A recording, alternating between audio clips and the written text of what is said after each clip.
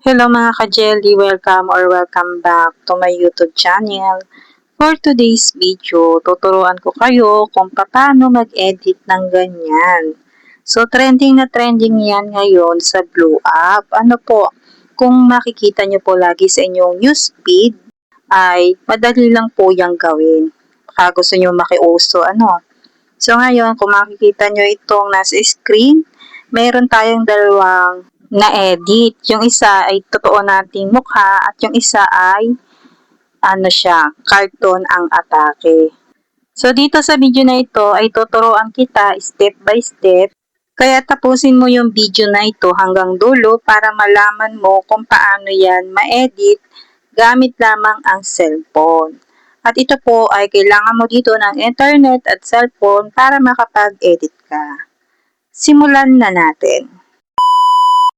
Una, papunta tayo sa Google Chrome kasi dito natin isi-search yung Gemini AI. So, pwede nyo naman i-download yung Gemini AI sa Play Store. So, ako kasi, sinesearch ko lang siya sa Google Chrome at yung unang lalabas na Google Gemini ang itatap natin dyan.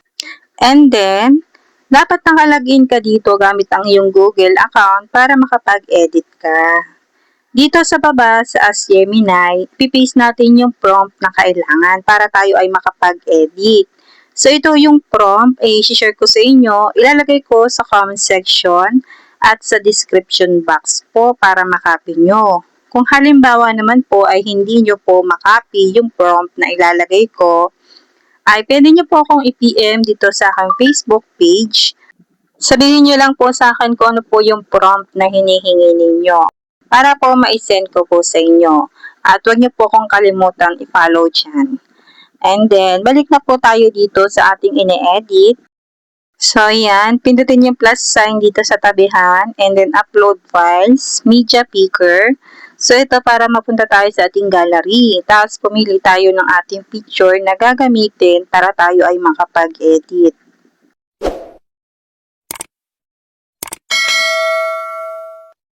So, yan. Nakapili na tayo ng picture.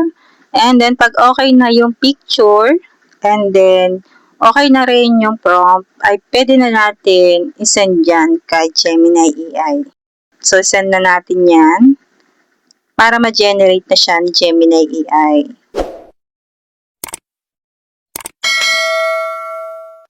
Ayan, wait lang natin yung resulta.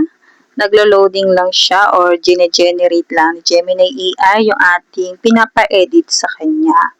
Ang kagandahan dito kay Gemini AI ay libre lang siya, walang bayad. Kaya kahit mag-edit ka na mag-edit dito ay okay lang. Ito na nga yung una nating na-edit. So yan, 'di ba? Kung gusto nyong i-save, ay pwede nyong ilong press yung picture, piliin yung download image para ma-save po siya sa ating gallery.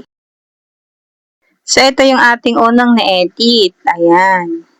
So, meron na siyang iba't ibang emoji or sticker emoji.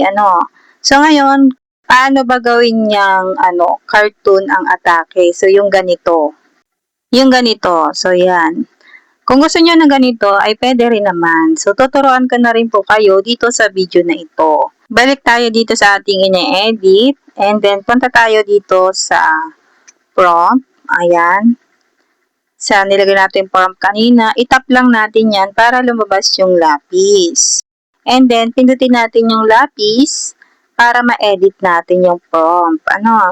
So, dito sa hulihan, aalisin natin itong gawin mong totoong mukha, kagaya ng nakalagay na picture, same face. So, yung word na yan ang ating aalisin, i-delete natin. So, yan, na-delete ko na. And then, dito, makikita mo itong update. Ayan, pipindutin mo ngayon yan para ma-generate ulit ni Gemini AI yung picture. So, may edit ulit yan ng panibago. At ang edit niyan ay iba naman. Yung parang cartoon yung style niya. Kasi nga, tinanggal natin yung nasa hulihan na prompt. So, ganun lamang. Ito na agad yung resulta. O, di ba? Ganyan yung sinasabi ko. Ganun lang kadaling mag-edit.